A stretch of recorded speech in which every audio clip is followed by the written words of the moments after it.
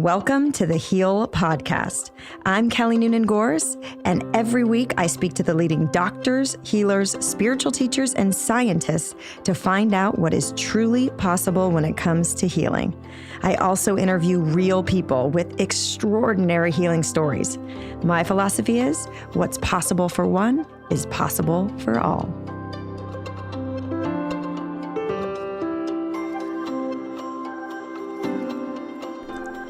On today's episode of the Heal Podcast, I get the tremendous pleasure of speaking to two daughters of one of my greatest teachers, Dr. Wayne Dyer. Saje Dyer and Serena Dyer Pisoni are here with me, and they have recently released a book called The Knowing, which talks about 11 lessons they've learned from their dad, even after his passing from his physical body, and how they've had to rely on his teachings more than ever just to navigate the grief that they experienced when he passed suddenly in 2015. It is such a wonderful reminder of all of Wayne's teachings, and I think this book, The Knowing, that they have just come out with, is a gift to anybody who's lost a loved one, because they have so many fascinating stories of this real connection and all the signs that their father continues to give them on a daily basis. It's just so comforting and so hopeful. So there's so much to glean from this conversation, and it was such a thrill for me to just be reminded of his teachings and feel so close to that connection as well. I met with Wayne. I went to a writers' conference on Maui the year that he passed, about 6 months before he passed, maybe 8 months before he passed, with the intention of asking him to be in Heal, which I did. But then, of course, he passed away before Heal started filming. So it was such a nice kind of full circle experience to be here with his daughters today and talk about all the teachings that they've turned to from their father now more than ever as they navigate grief and difficult challenges in their life. And I just think this book is a gift, and their spirit is a gift to the world as they continue their dad's message and teachings. So I hope you enjoy, and let's dive in. Awesome. So Serena and Saje, thank you so much for coming on the Heal Podcast. Thank you for having us. So obviously I am so honored and excited to have you both on here, because your dad was such a huge influence in my life. I'm sure you hear it all the time, of what a tremendous impact he's had on so many people. And so, you just came out with the book that you guys co-wrote called The Knowing, 11 Lessons to Understand the Quiet Urges of Your Soul. And basically what you've put into this book, what you've learned from your dad after his passing from this, his physical body into the other phase, the next phase. So do you want to kind of just tell us, what spawned the book and how you guys came to write this book? Sure. Yeah. We actually at first were not writing a book together. We were both writing separately. And after a little while, we would talk, and she would say, I've written this and I've written that. And we realized that our writing actually really was complementing each other. So we decided to combine it into one book and co-author it. And I think it came together really nicely, better than I thought it could have. And the book, for me, I'll say, is basically, I grew up with Wayne Dyer as my dad. My mother is also very spiritual, but my life was very smooth. And I didn't have a lot of, it wasn't hard to apply the teachings of my dad when your life is smooth sailing, So for the first time, we're sort of hitting these choppy waters and dealing with something that was so profound and so real, losing my dad. I was 25 years old. It was unexpected to me. And so for the first time, it was like, can we apply his teachings when it really matters? It's easy when it's easy. And so it was going through that journey. It didn't happen overnight. It still doesn't happen all the time, but it's our reflection on how we grew up, what we learned from our dad, and how we were able to apply it, relearn it in the present when life got harder. Yeah. I mean, I think that I had already written a book with him, and the whole book that we had already written together was about the experience of growing up with spiritual parents. So we didn't want to do that again. Right. Now that we were in this place where we were dealing with not only his death, but then so many other things that started taking place, it kind of felt like we were actually learning his message and applying his work to our lives for the first time. And it would have been so wonderful if he would have been here to be able to like hand us his lesson on a platter or be one phone call away and kind of help us figure it out. But he wasn't. And so I think that was what was really eye-opening, was like actually having to take his work and apply it without him here to help us understand it, or to make it really easy or palatable. And I think anybody can relate to that, right? Because people don't always have a Wayne Dyer one phone call away. Maybe don't have a therapist or even a friend that's one phone call away to help them go through some of life's like biggest personal challenges. And we were really contemplating this idea of, is what you taught true? Is it real? And can we embrace it without you here? Yeah. Yeah. Oh my gosh. I just think this book, for anybody who's lost someone important to them, certainly a parent or God forbid a child, just everything that your dad is so connected. He was so connected to love, and he was, you guys say he's a master of love when he was in this physical form. And now he is still communicating with you guys from the other side. There's so many fascinating stories of connection, even after he's passed away in this book, that I think anybody who's lost someone or grieving can really get a lot of healing and solace and peace from this book. Do you want to share what you've learned about death through your father's passing that could give anybody? Yeah, go ahead. Yeah, I could say for me that that one of the things that we wrote about, and it was something that he had said before, was that death is normal and natural, and it's something that we're all going to do. It's the way we view death, it's the way we approach death or think of it, that really makes it tragic. Because there's this belief that we are our soul contained within our body, right? And when we don't have this body, then where's the soul? But it's really the other way around. It's really that your soul encompasses the body. And when your body is no longer here, the soul still is. And your energy, your soul is still alive. It's still present. It's still active. It's still you. At least that's what I believe. And I think that's what we've come to know, because the way our dad continues to show up, it's not just that it's real and deeply meaningful. It's that it's funny. It's that it's him.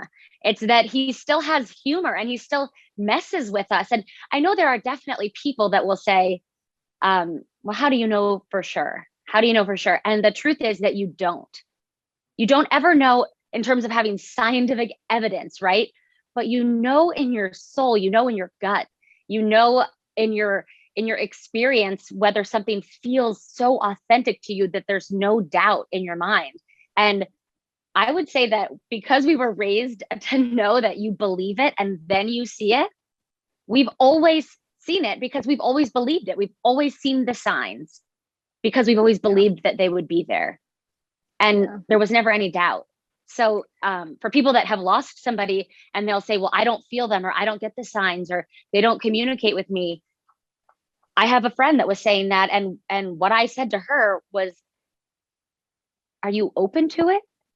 Like, are you actually open to it? And she kind of admitted that she wasn't, that she was open to it on paper, but she really didn't want to get any signs. She was so afraid. And it was only after a year of me talking to her about these things that she said, for the first time ever, she started talking to her mom, who had just passed, or who had passed away when she was younger. And the next song that came on in the car on the radio was the song that her mom always sang to her. And she was like, is that a sign? And I was like, yes, that's a sign. Oh my gosh. You can't have an attachment or an expectation to how the sign is going to come. You know, like, I know earlier we shared a picture with you over text. And the picture we showed was from when we did a paddle out ceremony for our dad in Maui with just our family. And we paddled out on surfboards and we put some of his ashes in the ocean. And I was really expecting like dolphins to start jumping or turtles to approach us or like rainbows. Yeah. Not only was I expecting that, but I really thought that the sign from him would have to come in the way I wanted it to come, which would be a real, undeniable, without a doubt miracle.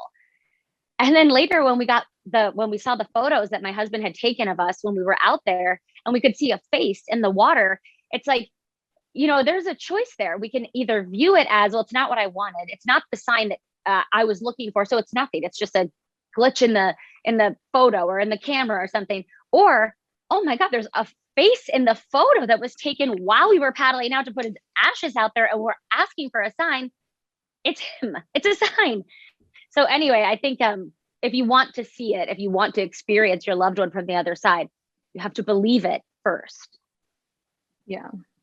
Yeah. And for me, I would say that, you know, growing up around my dad's teachings and my mom, who's very spiritual, I was a believer, but I was also sort of skeptical a lot.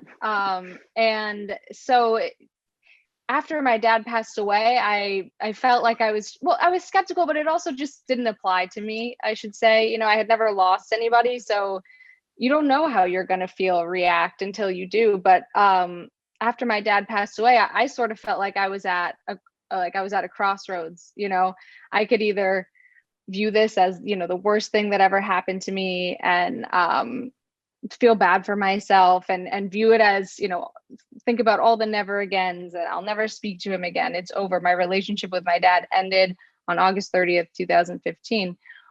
Or I could choose to embrace what I had been raised around, what I always was hearing my parents talk about, that I was like, but do you really, you know, like, did grandma really show up at your bedside last night, you know, and things like that. And I felt like I had a choice. And for me, it wasn't so much like without a doubt, it was a choice. And as I made the choice to believe that my relationship with my father just shifted to take on a different meaning and a different way, that, you know, it's energetic now. It's not physical. It's beyond the five senses. You have to believe, you have to know.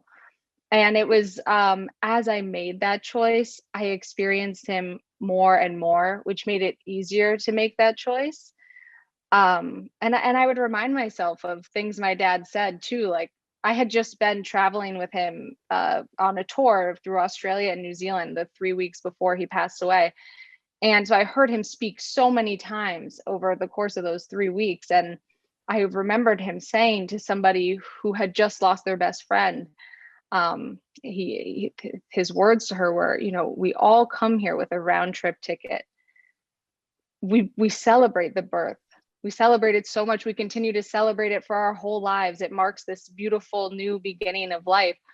But then we tend to live our lives in fear of the return, either for ourselves, for our loved ones, you know, and we think of it as this like final ending. But if you can just shift that around and recognize that we all have a return, we're all going to return, you know, so it's nothing really to fear, because everybody that ever came here has done it. Everybody that ever will come will do it. And that his knowing was that it was a return to love, a return to a greater love than we're even capable of experiencing in this plane. And so just embracing that idea, you know, shifting my perspective on death. It's not I'll never talk to dad again. It's okay, I can't dial him on my cell phone, but I can speak to him in my mind, and I can feel him, and I can choose to feel him around me, and I can laugh at the jokes that I hear him saying in my head. And, you know, so it was a choice for me. And that's so empowering. I think, you know, when you are looking for some sort of freedom from suffering, from grief, from sadness, from anger at the circumstances of your life, you know, and your dad talked about this a lot. It is a choice. You can choose peace instead of this that you're feeling. You can always choose peace. Yeah. And the one thing I want to say about this is that somebody had said to Sage recently when she did an interview with the president of our publishing house, and somebody said to her, it's really easy for you to talk about embracing his passing. Well, she said it nicer than that. It was a nice right. She said it nicely, but it was the message was it's easier to embrace the passing of somebody who has lived a real life and who was 75 years old and didn't suffer in the end or went quickly, that there's circumstances that make that easier. And when Sage was sharing that with me, I said to her, because I lost my stepson and my husband, who raised his son as a single parent for my stepson's entire life. Okay. So that was his only child for the longest period of time. And he died at the age of 19 from an accidental drug overdose. So he was our child, or my husband's child, my stepson, and he died of something that was an accident. So that's all of the things that you need to be able to say that this is tragic, accidental, and he didn't get to fulfill his life, his dharma. But we were not raised to believe that. And because I talked about that so much with my husband, when I lost my father, when his son passed away, he was reminding me of that. He was the one who was saying to me, we have a choice here, and we can look at it as though Mason fulfilled what he came here to fulfill and only needed 19 years to do so. And if he was born at the right time, he left at the right time. And he would say to me, connect with him through the place of love. That is how he can give you the signs. Because those were all the things I felt and I talked about when I lost my dad. But losing a child, I had a different experience with grief. And most of my experience with it was relating to guilt, shame, fear, profound sadness and loss. But he was right. And it was only when I started to do that, when I started to think of him in the place of love and not in the place of shame, guilt, or fear, I really did start to have Mason give me the signs and all of that. And now it's like we have 3 little kids and they talk about Mason and Grandpa as though they see them on a regular basis because they're so alive for us in our home.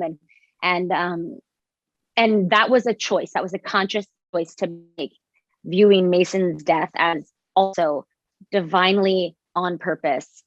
Because if you live in a universe where there are no accidents, then there's his no death exception. could not have been.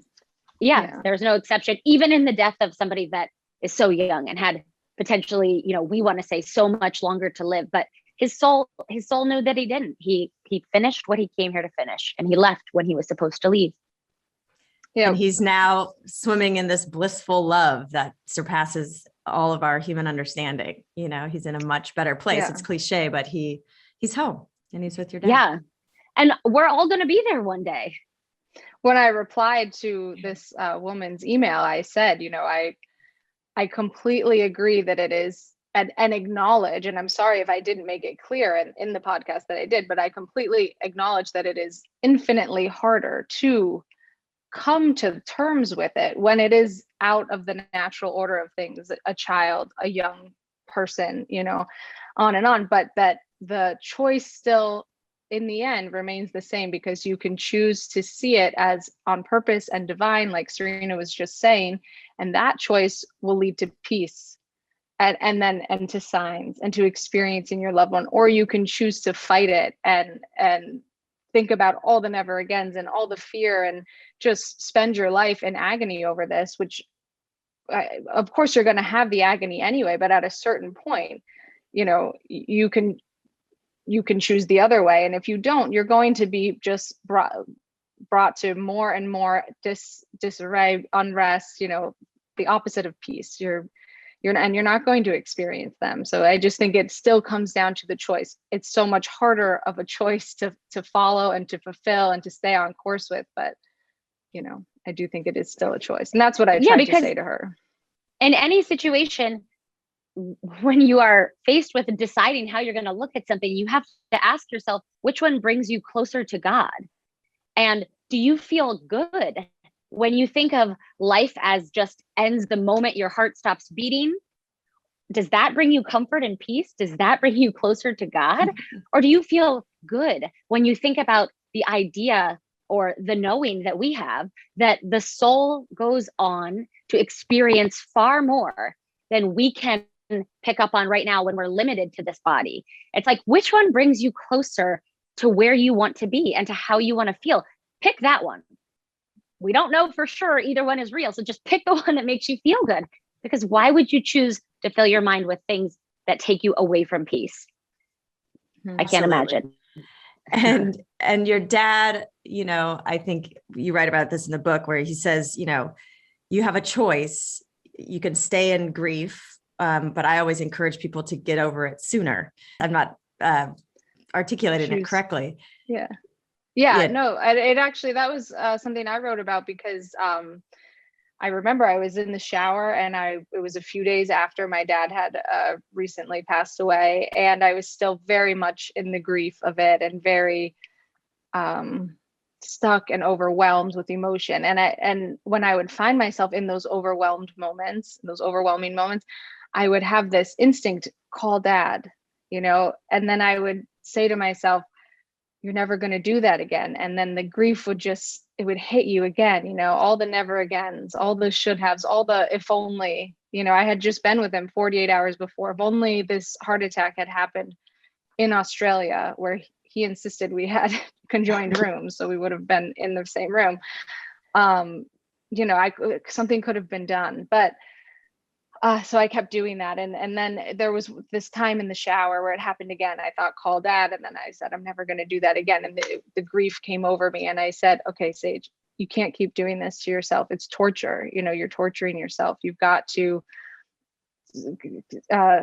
find a better way to think about this. And so I said, okay, I don't have my dad here to call. However, I have a lifetime of knowing him and knowing and hearing his wisdom and hearing him talk to other people who were struggling or suffering. And so I said, what would dad say to me now? What would he say to me?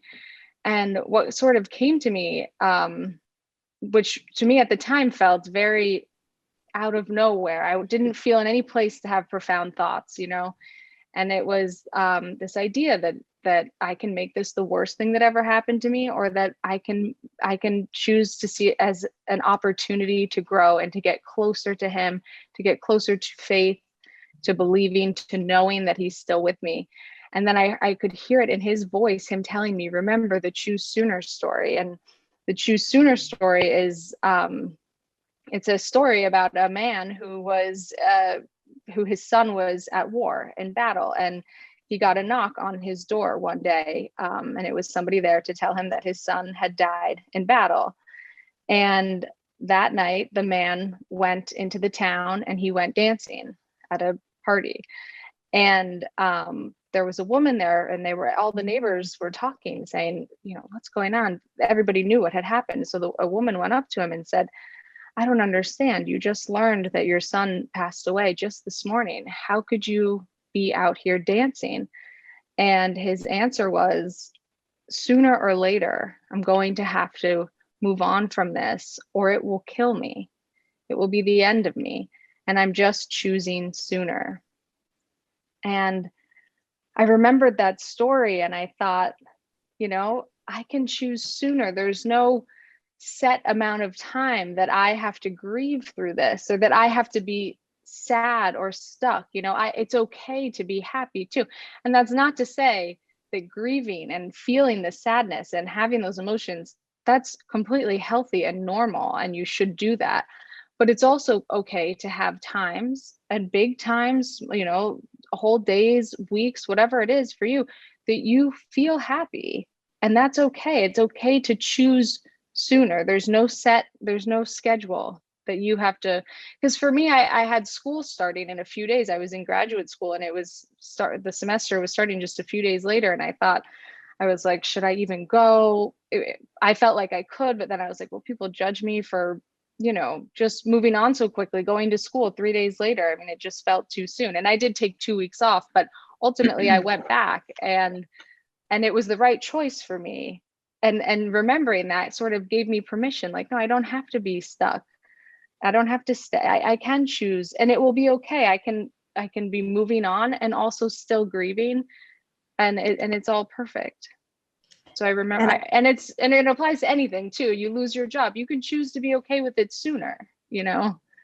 I love that so much. I feel like that can, yes, apply to anything. And I think, you know, unless I imagined it, didn't your dad somehow tell you that he can connect with you better if you're in the playful, fun energy that he is over on the other side, which makes it resonated so deeply with me because, you know, usually when people are grieving, they're just like so angry that this person left, you know, or was taken from them too early, and they're sad and they're grieving, which is again, totally natural. But then these connections come, if you can understand that the connection comes when you're in that loving, joyful, playful, you know, kingdom of heaven. And as a child, that's when the people on the other side can more easily connect with you. Is that correct?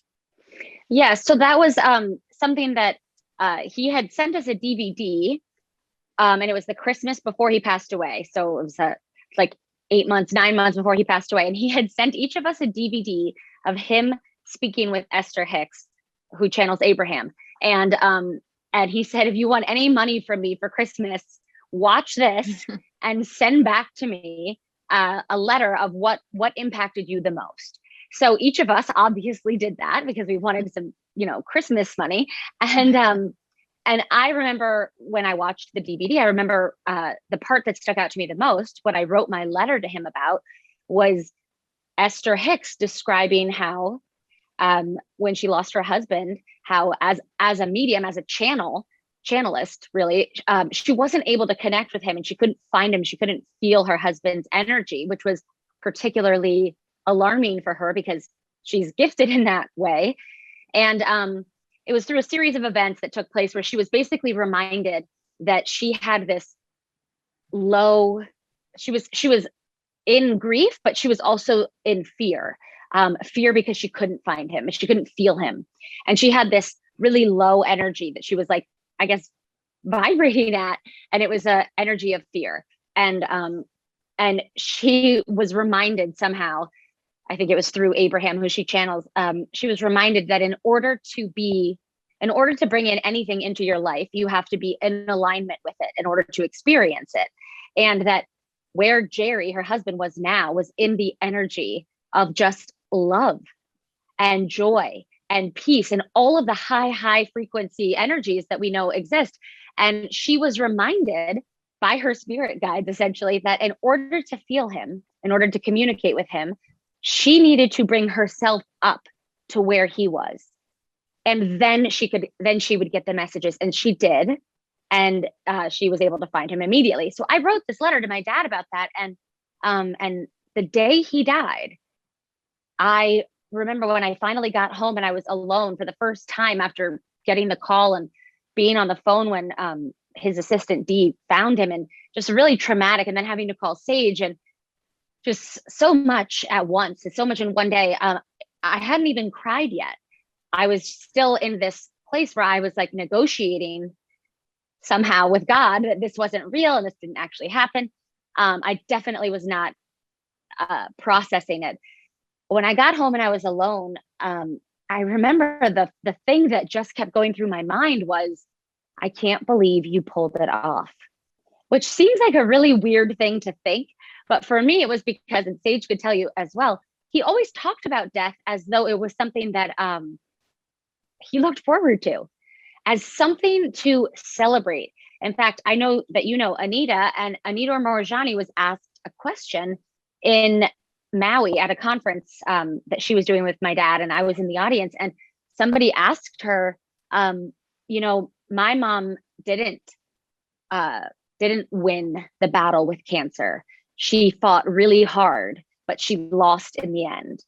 And that it was really hard for the daughter to find any peace in that, because the mother really wanted to live. She really wanted to fight, and she did, but she still lost the battle in the end. And Anita said, your mother didn't lose anything. it's just the way you're looking at it that makes you think that she lost something. But what she gained, where she is, as humans, we don't have the experience or the knowledge to know how good it is, how great it feels. But now that your mother's there, Anita said, I envy her. I want to be there. It's so beautiful. And I remember thinking that and having this feeling of, I can't believe you finally did it. You know, I was like mad, like, you asshole, you actually died and left us behind. But I thought about the Esther thing and I started to laugh. And then I got a really cool sign from him that I talk about in the book. And that was really the beginning, I think, for me, that I had this knowing that I had to stay connected to my high flying disc, as Esther Hicks calls it, in order to find him or feel him. And when I would do that, which it was not all the time, but when I would, it would happen. Yeah. And I feel like you're, just to add a little bit to that, I don't have a whole long thing, but our dad used to talk about too, it's like energetically, you talked about this in your documentary Heal as well. Energetically, when particles come together to form something solid, they have to be slowed way down to come into, the human form, solid form, a book, whatever it is. But when particles are loose and out in the atmosphere, they're spinning so much faster. So our dad used to talk about how when you leave the physical, you're no longer limited by these physical bodies, because really they are so limited. I mean, we've got 5 senses. We perceive our whole experience through them. But we know there's so much more out there than that. I mean, just at this very moment, there's AM and FM radio waves coursing through the room that I'm sitting in, and I'm not a radio, so I can't feel them. I don't have an antenna. I think I'm sitting still, but in reality, we're sitting on a planet that's rotating and hurling through space and multiple different axes and on and on. So, we know that these bodies, they deceive us. And when we leave them, I think we really can know that for the first time without questioning it. And yeah, I mean, like Serena said, our dad constantly talked about how it's just the next great adventure. It's the next phase. Our mom too, she still talks. I get mad at her, but I'm like, you're not going anywhere. Okay.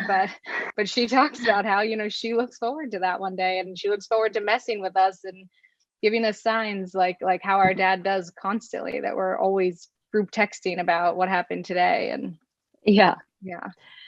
Oh my gosh. Yeah. Anita Morjani, real funny story. Well, not funny story, quick story, but I went to that writer's workshop on Maui in January of 2015 with Anita and your dad, with the intention of connecting with them so they would both be in Heal, because I ended up starting Heal the very next January. And so at the end of the conference or whatever, we could all go up on stage and take a picture with your dad. And so my partner that was with me, she was a producer on the film, and she said, just write a letter to Wayne real quick, just like to, express your feelings and your desire for him to be in your film. So I was like, what? Ah! So I just like free wrote this whole letter, and I wrote my phone number at the bottom, and I gave it to him. And it was all about the desire for him to be in the film, because he was, one of my greatest teachers, and connected with Anita as well. And she ended up being in the film. But he called me the next morning, and I still remember where I was. It was like 10 a.m. and I was at the Four Seasons in Maui, and I didn't answer the call because it said no caller ID. And so I was like, no. And he just left a very lovely message, and no return phone number, but I still have the message on my voicemail because it was just such a moving thing. So I like to think, he knew, just like all of the stories that you account, he knew he was entering his next phase, and probably knew he wasn't going to be in the film, but it was just such a beautiful, yeah. He would have loved your documentary though. I mean, that's right up. That's how we were raised by both of our parents, to view health, our bodies, it's energy more than anything. Yes. So he would have loved it and loved being a part of it as well, because he had a profound healing that we could share if you'd like. Exactly. Yeah. Well, and oh no, go ahead. I was just going to say that last thing about Anita Morjani, for those of you who don't know her story, or I talk about it a little bit in Heal, but she had the near-death experience, which your dad kind of discovered, Anita, in that story, because it was so profound. Her body physically was as far gone as a human body could be. Her organs were shutting down, lemon-sized tumors coming through her skin, from her neck to her abdomen. Just no way that anyone would look at her physical body and say that it could recover. It was as late stage cancer as you can get. And she had this, she went to the other side, the next phase, and had this beautiful encounter with her father, who they had this tumultuous relationship with. She experienced that unconditional, blissful love, which is, where the next phase. And so she was able to shift her consciousness, lose all fear of death. And like you said, it's an envy. She's envious of anyone who crosses over because she knows what's waiting for us. And that love, that shift in consciousness, she came back into her body and her whole physical body healed with that new consciousness vibration frequency of love that is beyond, any human definition in words. And so I love that your dad embodied love on this planet. And then, that's why he looked forward. He knew where he was headed.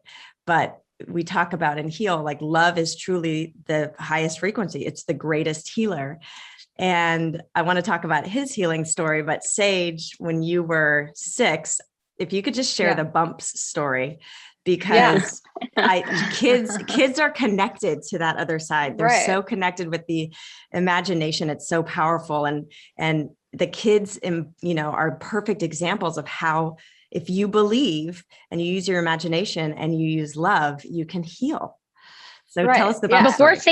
Before Saje starts, I just want to say, before we came on this, Saje said, do you think, because I think I should bring up my bump story because it really fits in with Heal. And I was like, I watched your documentary last night and I was like, this is exactly what I experienced, as a child. And then I would say, like you said, children are more connected. No doubt I was more connected than I am now. It takes more effort now to connect to that kind of place. But I'll share it. I'll try and make it brief. When I was about 5 years old, I developed a rash on my face of bumps. And my parents, after, they were never too worried about medical things. They didn't panic, take us to the doctor and put us on antibiotics or anything like that. But after a few weeks, they weren't going away. So my parents took me to the doctor and they told me that these bumps were flatwarts, and what they told my parents, and that that they should go away on their own, and that they're pretty common in kids and they're not dangerous. And I made my parents promise they wouldn't tell my siblings that I had warts on my face because I knew what that would do. So that's why they were called my bumps. So we went home from that appointment. I forgot about it, whatever. A lot of time goes by, like over a year, and they are still not gone. And they're in fact getting worse. So my parents took me back to another doctor and they said, we really should treat these. If they go on this long, you should treat them with drugs, or they said that there's a medication you can take and it may or may not work. It's going to make you peel. It's going to make you red. You have to stay out of the sun. It had all these side effects and on and on. And I was like, I don't want to do that. My parents allowed us to have a say in our bodies from a young age. And for me, it was, I don't want to stay out of the sun. I mean, I loved playing outside. So then they said, you have the other option would be you can burn them off, like freeze dry them off. And, but the doctor said could leave scarring. It could be painful. It is going to be painful. There's going to be scabs, on and on. And I heard that and I was like, no way, are we burning these things off? They didn't even bother me. I was 6. I didn't look in the mirror, the only thing I remember about them is when I would touch my face, it wouldn't be smooth. But, so my parents said, okay, you know what? We'll give it a little more time. We're not going to make her do either of these things. Another year or even more goes by and they're still there. They're still spreading. They were close to my eyes at this point. It was obvious when you looked at me because my skin would tan, but they wouldn't. So, it was like time to do something. So my parents took me to a dermatologist in Hawaii when we were out there, and he basically said the same thing the other doctor did. He said, these are your 2 treatment options and we should really do one of them. my parents then said, you know what, can we talk to you outside? And they stepped outside with the doctor, and then they came back in the room and they said to me, okay, we've spoken to the doctor and we have come up with a third option for you, because I still didn't want to take medicine, had all these side effects, or freeze them off, you know. And they said, your third option would be to talk to your bumps and to heal yourself of this. You can spend time every night talking to your bumps, and you can heal yourself. You have that power within you. And I said, great, I'm going with that option. Sounds like the best one. So we went home, and that night, when I got into bed, I pulled the covers over my head and I talked to my bumps for about 5 minutes before I fell asleep. Nobody told me what to say. Nobody told me, you know, what time of day to do it. They just said consistently talk to your bumps. And I did that for 3 nights. On the 4th night, I got in bed to talk to my bumps, and I reached up and I touched my face, and I was so used to having a bumpy complexion, and I couldn't believe that it was completely smooth. I couldn't find a single one. I was like, so I ran out of my bed and I ran into my parents' bedroom and I was like, they're gone, they're gone. And they were like, what's gone? What are you talking about? And I was like, my bumps, they're gone. And I remember my dad pulled me up close and he was like, oh my God, Marcy, put your glasses on, they're gone. And, you know, and they were like, we can't find a single one. And then my dad was like, what did you say to them? And I said, it's a secret. And he started to tickle me and tell me that this was material for his work and that I needed to tell him what I said, because that this was a miracle. You know, for almost 3 years, I had these bumps, and now in 3 days, they were gone without a trace. And he continued to bribe me.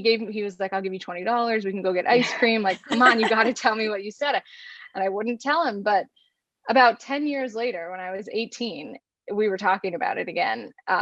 He continued to ask over the years. I even wrote an essay in school, but I ended the essay with, and I don't tell anybody what I said to my bumps, you know. And he included that in his book, Spiritual Solution to Every Problem. But so when I was like 18, I was like, you know, I'll tell you what I said to my bumps. I don't know why I've kept it a secret so long. I think I just liked the attention I was getting. And I told him that what I said to my bumps was, I very simply told them that I loved them and I appreciated them, but that we couldn't be together anymore and that they had to leave.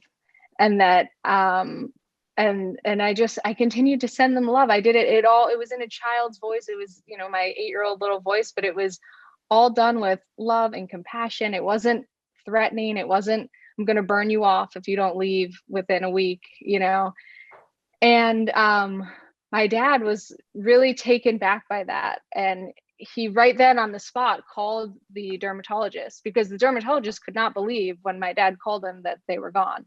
And he also wanted to know what I said. So on the spot, he called him because they were friends. And he started to cry. And he said, I'm just so moved, because I would have pictured that she would have waged war against them and threatened them.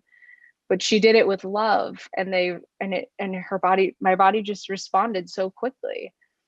And I looking back as an adult, I think that it was because not only did I do it with love, like you talked about, but I also did it without doubt. You know, at that age, my parents telling me that I could heal my body was enough of a reason for me to believe wholeheartedly that I could. And so I went into it with a knowing that this was going to work.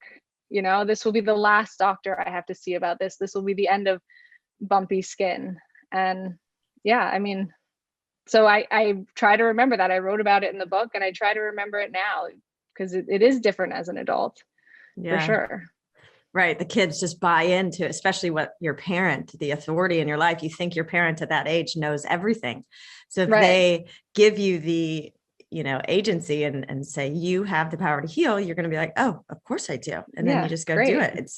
And I think it's such a beautiful story, because, you know, in Western medicine, we tend to fight. We tend to wage war on cancer, or, anything else in our body. We now have this new epidemic of autoimmune where our bodies are attacking itself. We even use the word attacking itself. Right. And battling cancer. I mean, when don't you hear that? And fuck cancer. And it's just Right. this anger. And again, it's in that energy of resistance to what is. When I've heard so many stories of spontaneous healing and radical remission, when you realize cancer is just us, your human cells that have gone AWOL. They've been isolated. They've kind of gotten mentally ill, if you will. Right. And so they need love. They need to be held as well. And so that energy, if you can switch and love and say, thank you. Look, I don't have all the answers. It's not guaranteed, that it's going to work every time, but it is an approach that has worked so many times when you just really embrace and approach it from love and acceptance rather than fighting and resistance. Well, and I think also to just say on top of that, it's also the faith, because what Sage was saying, I think is so true. She had complete and total faith because our parents were the ultimate authority. And so if they said you could heal yourself, and our parents had demonstrated by the way they lived their lives that they believed in that kind of thing. So this wasn't coming out of left field, right? To be told that, you had the power Right. to create or do or achieve or manifest anything you wanted in your life. That was something that we heard all the time. So when she was told this didn't contradict anything, right? She had total It was like, faith. oh, normal, I can talk to my bumps. So why didn't I think of that? Of course. Yeah. Right. Yeah. And I think it's a good reminder, because now as adults, less and less think your parents know everything. And then you turn to someone that's trained in, the dermatologist, for instance, or the medical doctor. They're the new authority because you're going to them because they were trained in that specialty. So you think they know more than you give your power away to them. And if their outlook, if their enthusiasm about the outcome of your disease is not very positive, it's so easy for us as humans to buy into that truth and believe it. And then it becomes a self-fulfilled prophecy, which we call the nocebo effect. But equally, if doctors are aware of the power of their words, they could skew it towards hope, not false hope, Totally. but Right. towards the positive end of the statistic spectrum, and people can then buy in and believe that. Well, and one of the things that we heard our dad say often was that it's not the disease that kills people, it's the diagnosis of the disease. And that it was something that he learned through Deepak Chopra, who had a friend who was a medical doctor and found out that he had a certain type of cancer. He had a certain type of mass in his lungs. Yeah. And as soon as he found this out, he got very sick and he died within like 3 months. This was one of Deepak's closest friends when he was younger. He died from what he believed was this advanced stage mass in his lungs. But when the man who died, when his wife was going through his personal effects and saw the file that he had of a physical for when he joined the army 20 years before, 30 years before, and there was a note in there about the exact same mass. So he had the exact same mass for 30 years. And it was it was something that Deepak learned from experiencing that whole situation, that it wasn't the mass, it wasn't the disease that took his friend. It was the beliefs that he had, particularly being a medical doctor. He knew what kind of damage that type of mass could do to somebody, and he fought it. And he died because of the diagnosis. And it wasn't, and I think that that's so important to remember when it's like in any situation. I'm not saying the diagnosis is wrong, but it's what we think about the information that we're told, and then how we bring it into our bodies and how we like marinate in that. We just create more of what it is we don't want. And Sage healed herself with love. I mean, couldn't we heal anything with love then? It's like, yeah. Well, our dad essentially healed himself through the power of love as well. I mean, he was diagnosed with leukemia. He was like 70, Serena? Yeah, I think like 70. Yeah, like 5 years before he passed away, he was diagnosed with leukemia, and it wasn't and at first he did sort of buy into the fear of it, and he was going to the doctors and he was nervous, and because the type of leukemia he had wasn't a death sentence, but if it turns into this other type of leukemia, if it becomes acute, his was chronic, then it would mean death. It would mean chemotherapy or the end of your life. And he was also he was upset. He was buying into the whole thing that this was really bad, and he also was upset because he thought, did I create this? Because he believes in that, and we were raised to believe in that.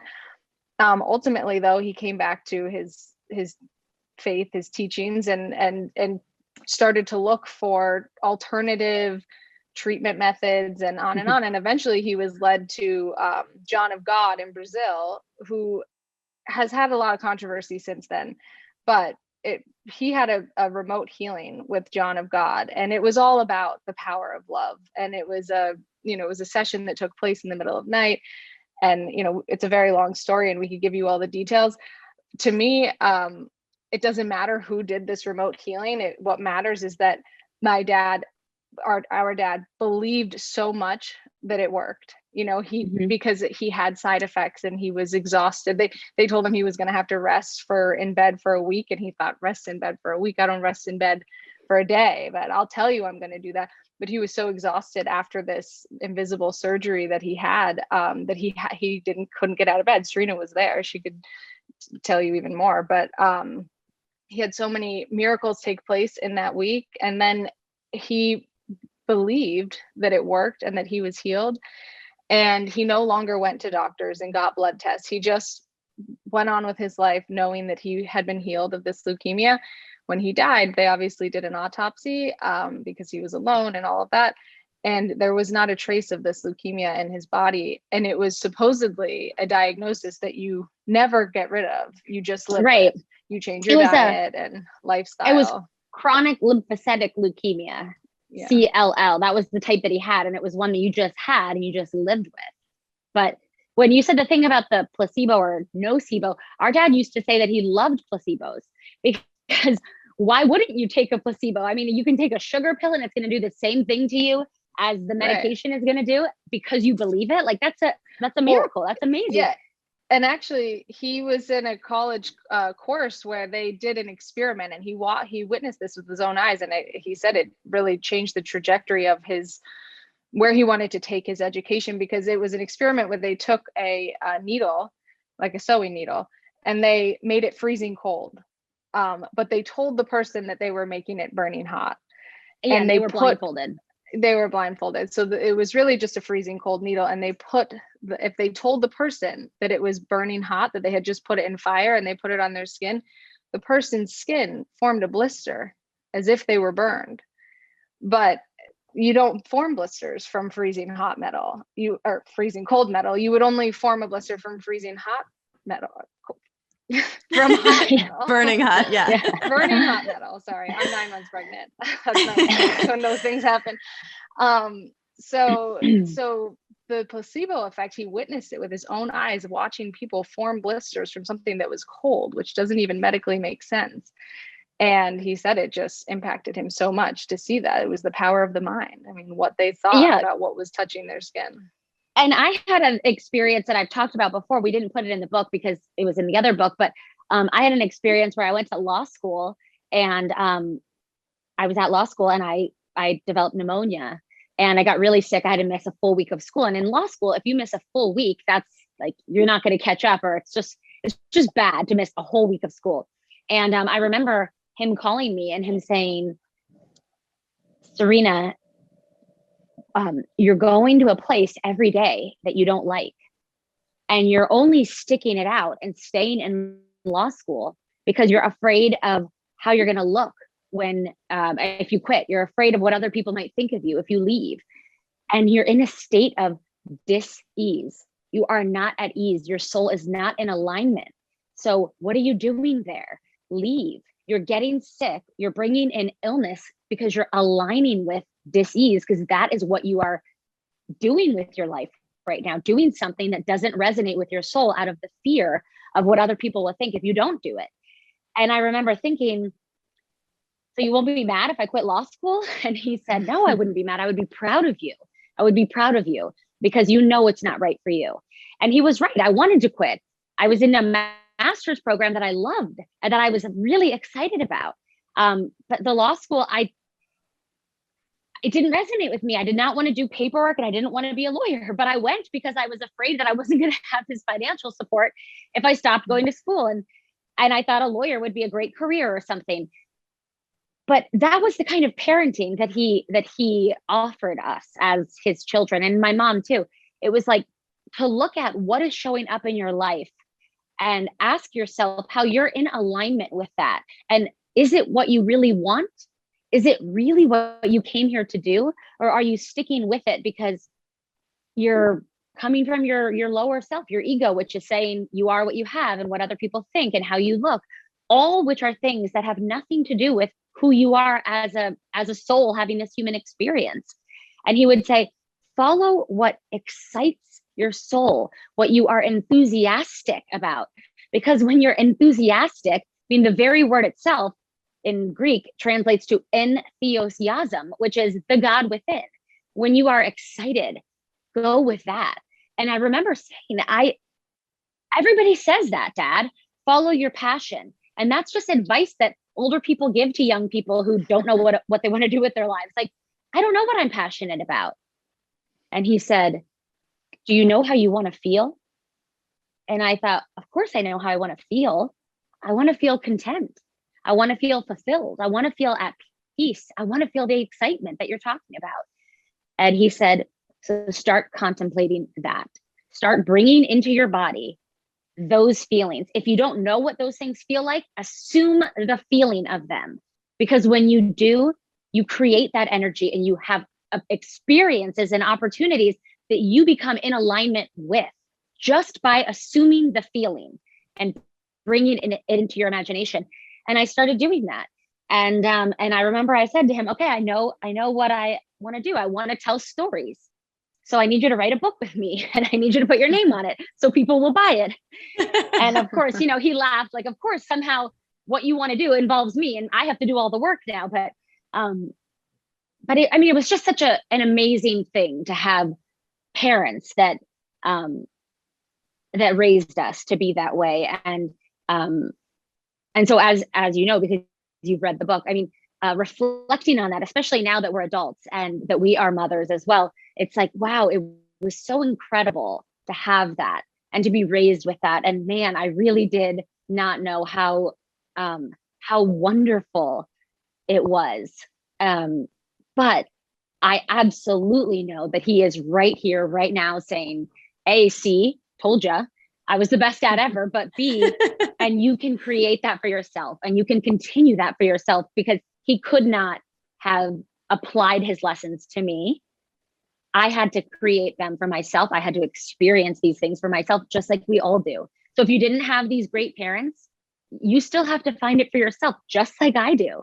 That's one of the things that I loved. You guys are so open and vulnerable, and you talk about struggles and hardships, because we make this assumption in life that the grass is always greener. Everybody has some sort of trauma in childhood. And then you read about your parents, who your mom, had 8 natural childbirths. She's an avid meditator. She's just this, there's so many beautiful stories of how she showed up for her kids. Her dharma was to be a mother. And, then your dad is your dad. So he's like one of the biggest teachers on love and forgiveness and manifesting and intention. But you guys still have to go through your own human struggles and soul's evolution. And I think you mentioned one of your siblings had a substance abuse problem, and I look around in my circles and I see wonderful parents who have all the resources in the world. And, a kid has to go down that path of drug abuse and it's just such a mystery to me. So can you guys speak to maybe, that a little bit? Look, there's a conference on Maui every year for dermatologists, and you would be hard pressed to find one dermatologist at that conference that did not have a sunburn. So it's like, sometimes we can be great teachers, but we still have to apply everything for ourselves, right? And I think about that with my dad. We had a great example in terms of how to approach life, but couldn't he couldn't do the living for us. So I actually have recently kind of come to terms with the fact that I totally became an alcoholic after I lost my father and then my stepson. And I was trying to not feel whatever it was that I was feeling. And I wanted to escape from the circumstances that had become part of my life. And I really believed that once I had all these things figured out and I had all these things fixed, then I would be at peace. Then I would be okay. But I was literally raised to know that I have to have peace. I have to find the peace within me, my own inner Tahiti, or I say inner Maui because Maui is my favorite place. I have to go there and live from that place, and then everything will fall into place. But just because I was raised hearing that and knowing that doesn't mean that, boom, like I just, had a magic pill I could swallow and just have it all apply to me. It's like, we still have to go through our own experiences. And sometimes it doesn't matter how many times you hear something or how many different ways you're told something, until you are in alignment with the message, you're not going to get it. It doesn't matter who says it to you or how they say it to you. You have to be a match to it in order to get it. At least that has been my experience. And now I can say I absolutely was struggling with alcohol and just addiction issues. And that could have been the case with or without having my dad alive or not. That it was just the experience that I needed to have for my own personal growth. And now I can say I'm not ashamed of it, which is why I talk about it. I'm grateful for it, for all of the storms, because without them, my soul would not be growing and it would not be expanding. And the one thing our dad said all the time was, you come here for two things, to grow and to expand. Don't fence me in. And that's why he would always then sing, don't fence me in, because he loved that song. But it's so true. The soul just wants to grow and expand. And it does not do those two things by staying the same. Yeah. And just to give my 2 cents on answering your question and expand on something Serena said, I grew up hearing the phrase, we all probably did, it's from the Tao Te Ching, it's such a popular saying, there is no way to happiness, happiness is the way. And I heard it a million times. It never resonated with me until I went through the experience of becoming pregnant with my son. I have a 2-year-old, and I am pregnant again. Yes. And when I found out I was pregnant the first time, I was 28, I think 28 or 29. I was married. I was in a position to have a baby. It was okay. But if I'm being honest, I felt really afraid and a little bit devastated for the life that I felt like was leaving me because I was pregnant and going to become a mother. And in my mind, I thought my life is, number one, over. And as I've known it, I can't have friends anymore. I can't have a social life. I also thought I could never have a career. But it was just these ideas that I was buying into, that none of which are true. And I've proven that to myself now since. But at the time, so I went through my pregnancy with my first son, believing these things and catching myself at times and trying to shift, but not always being able to. And then he was born, and he's the love of my life, and I'm so happy, and I have a career, and I have so many friends, and it wasn't at all what I thought that my life was going to become, and none of it's true. But I remember hearing that phrase again, there is no way to happiness. Happiness is the way. And it resonated with me for the first time, because I thought, in my mind, staying young and single and without kids, that is not the way to happiness. But I believed that it was, and being a mother also is not the way to happiness. There is no way to happiness. I bring the happiness to my life. I bring the happiness to being a mother, and then it's a happy job, and I bring the happiness to every purpose that I find myself fulfilling each day, and they're all different. And I think that that's another thing that I think that you grow up thinking you have to find your purpose. But one thing that I've been realizing that I like to say is that there isn't one purpose. I don't think any of us are going to find one purpose in life. I mean, if you live a long life, you go from being a child to an elderly person, you're going to have many different purposes throughout that time. And you can have many different purposes in one day. I can hear my son out there crying right now. My purpose is this. And then when we wrap up, that's going to be my purpose. And they're both wonderful and important. And I bring the happiness to both of those roles in my life. And so that, yeah, I don't know if that answered your question, but something it's the same thing. Yeah, I think it's the same thing as the idea that in order to have peace in your life, in order to have anything in your life, you have to go within to find it. And that was something that our dad used to say all the time to me. He would say, Serena, illness starts with I, wellness starts with we. When you make your life about serving others and serving the highest part of yourself, that is God, that is in every one of us, you're serving the collective. And that is where you'll find the miracles. And that's where everything will unfold for you. But when you're thinking about me, what's in it for me, how am I going to get something out of this? How is this going to make me look? All of those things are things that bring about more illness or more self-focus. And I don't know, that always stuck with me, like, because I would get sick all the time, but it probably was because I was totally obsessed with myself and not thinking about anybody else. It's so true. And I've never heard it that way. Oh my gosh. It's like, that's heal right there. I interviewed Lynn McTaggart. I don't know if you've studied her work, but she is all about group healing and changing the field of energy and, you know, all of that high frequency energy then goes into the person needing healing, whether you're, you know, or she does these massive global meditation experiments where you measure the magnetic field. And when everybody's coming together to meditate at the same time, it actually raises the frequency of the field. Oh, wow. But she talked about working with this woman who was like, you know, I'm not healing. This group healing is not working for me, you know, and Lynn basically said, you've got to take your attention off yourself. You're too obsessed with you and your illness, and start to serve other people, start to participate in group healing where you're healing other people. So she started to do that. And then of course the byproduct was that she healed.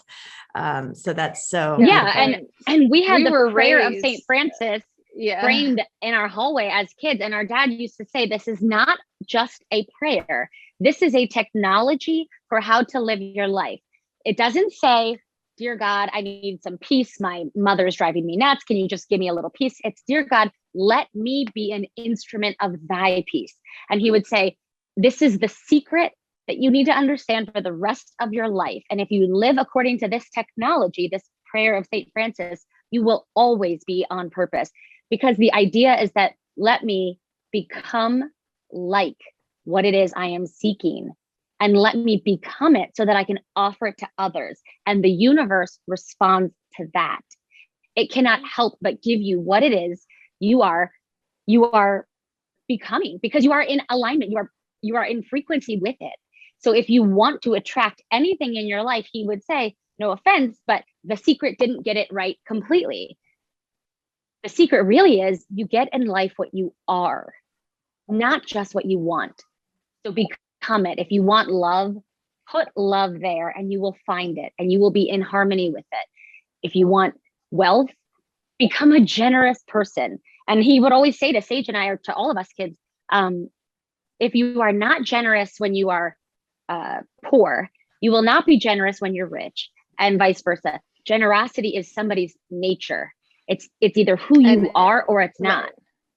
And that the universe is generous with those who are generous, because you are attracting generosity through the virtue of being generous. You know, like Serena was saying, you don't ask for peace, you don't ask for money, you become peaceful and you bring more peace into your life. You become abundant, you think abundant thoughts and you bring more abundance into your life. You know, you align with what it is you want. You don't just ask for it. You ask for it. That's a good starting point for sure.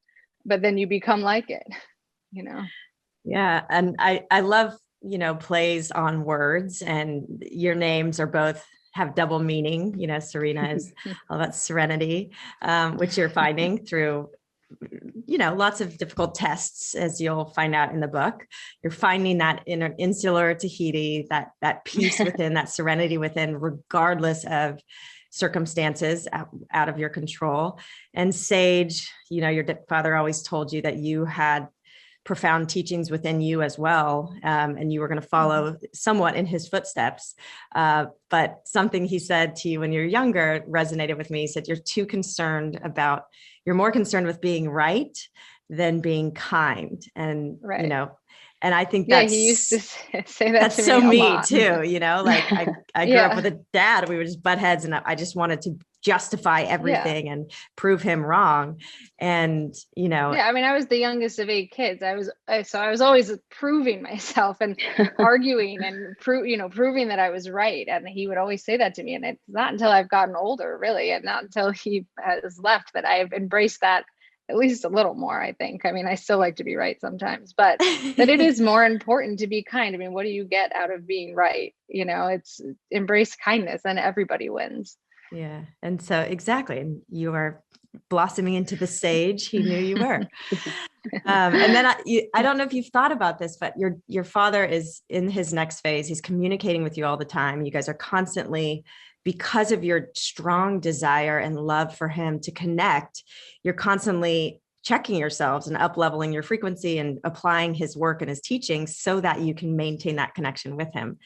And so I just wonder because his last name is Dyer, and he's so about words and symbols and numbers and 1111. And have you thought about, or has there been any insight about, is this next phase? He could be a greater teacher on the other side. His last name is Dyer. Maybe he's is dying to become even a bigger teacher than he was in life. Have you thought about his name and the meaning?